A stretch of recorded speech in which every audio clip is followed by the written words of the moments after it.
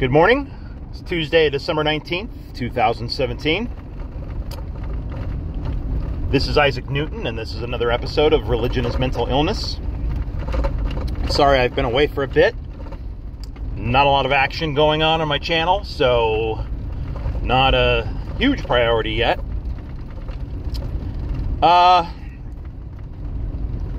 Today I want to talk about this idea, this religious concept that I've been thinking about. What is every argument against religion comes down to one thing. And this is what I may have already talked about this, but it all comes down to this one thing, and that one thing is evidence. It's empirical proof, experimentally provable fact. Now, when you argue with people about religion, they're going to go to these arguments. One of their big arguments usually is, where did the universe come from? And you talk about the Big Bang, and they said, well, where did the Big Bang come from? And there are answers to that question. They're not simple answers. They're very complex.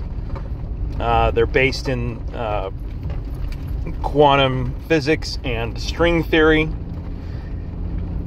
And there's a lot of conjecture going around as to what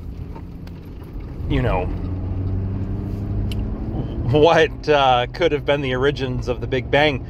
But the real answer is we don't know. And not knowing does not, it doesn't rationalize, it doesn't legitimize, well, since we don't know, it must be God. It doesn't work that way. It can't work that way because that's not a logical step. You might have a hypothesis. You might say, I believe there's a God. But that doesn't prove it. If you can't prove it, it's just an idea. It's conjecture. It's mythology is what it is. The origins of the universe is not really a pertinent, arguable part of this conversation, because it's a moot point. If you can't prove the origins of the universe, if you can't show me that God created the universe, so you can't show me that some super being farted the Big Bang into existence. If you can't demonstrate that, then it's not a valid argument. But what I'm getting at here, the primary argument here, is what validates the existence of God. Now, one thing that I always find interesting, or one thought I'm always posing to myself when I'm having these conversations, is we're not even usually having a conversation with religious people about their religion. Now, I'm sure that there's several cases where a discussion about religion, or about the atheism versus theism, where a religious person will try to quote their religious text, their Bible, their Quran, their whatever, and try to use that book as an argument. you can't start arguing for any of those. You can't start arguing for any individual religion until you've gotten to a point where you've proven that there's a God. Your religion, your beliefs don't even factor into this. This is something that I think a lot of people, they either overlook or they take for granted. I know someone might argue that it's from their book that they are able to prove God or whatever. That's the horse shit. There's no way. You can't base your belief in some religion based on the text that it comes from. Now, that may open its own can of worms, and that's fine. I'm hoping someday somebody will comment on it and let me know what they think. But the primary issue here, the part of this discussion that matters the most, is there is no evidence. That's all there is to it. You can argue about right and wrong, and a lot of people will argue, the existence of God is inherent in his creation, the laws of physics, and the complexity of his design, and blah blah blah. That doesn't prove anything. That doesn't mean anything. That's not. It's the same argument as well. Just because you can't see it doesn't mean it's not there. You can't see the wind, can you? Well, you can see the wind. You can see the effects of the wind, and you can study the wind. I can repeat experimentation. I can repeat conditions that create wind or that test wind, or any number of things that I can do to demonstrate that there is wind and that wind has an effect. The same cannot be said for any sort of God. There's no empirical evidence, and if you can't prove it, you certainly shouldn't be able to make decisions based on it. This is a big issue, and we're watching this administration in America, hopefully, is finally beginning to fall.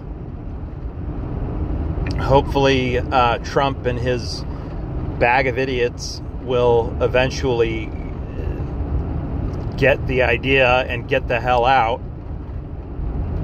Or maybe things are going to reach critical mass. I know that that's a possibility. But one thing this administration has done, ultimately, is shown that a lot of this political, religio-political agenda it's backed by idiots. It's backed by people who believe in imaginary things. And they're so convinced that what they believe is right, this God bullshit, and these sorts of things, they're so convinced about these things that they're willing to throw in their vote on an obvious, completely incapable candidate. And that should worry people, and it does, obviously. But there needs to be a lot more serious conversation in this country and the world about the influence that religion has on government and decisions that are being made. I mean, you can't even get into the Middle East. That's not even a discussion, that you can have with them, because in the Middle East, religion is law. But in America, religion is supposed to be separated from law. We're supposed to have a separation of church and state. You go to church and practice whatever you want behind those doors. And I believe that practice, even in and of itself, is also destructive. But don't bring your religion and your agenda based on your belief in nonsensical, unprovable bullshit. Don't bring that in and try to tell me that I need to live my life a certain way, not because it makes sense or because it's it's for somebody's benefit, but because the Bible says so. And that's the American issue. I don't think we face because Islam says so, or Buddhism says so, or Hindu says so. We in America, we're making the legislation, we're passing laws, we're voting for completely incompetent lawmakers and leaders because God said so, and that's just not. It's not appropriate. It's not responsible, and it's crazy. Again, as I've said many times, this is the perpetuation of mythology. It's crazy. It's a demonstration of inherent characteristics of mental illness, and that's. It's not just a phrase I'm trying to coin. It's not a funny thing. It's not let's make fun of theism. Quite literally, these people that believe the things they believe are demonstrating their behaving in a way that is consistent with symptoms of mental illness. Once again, this is Isaac Newton. This has been another mini episode of Religion as Mental Illness, and I hope you have a good day. Thank you.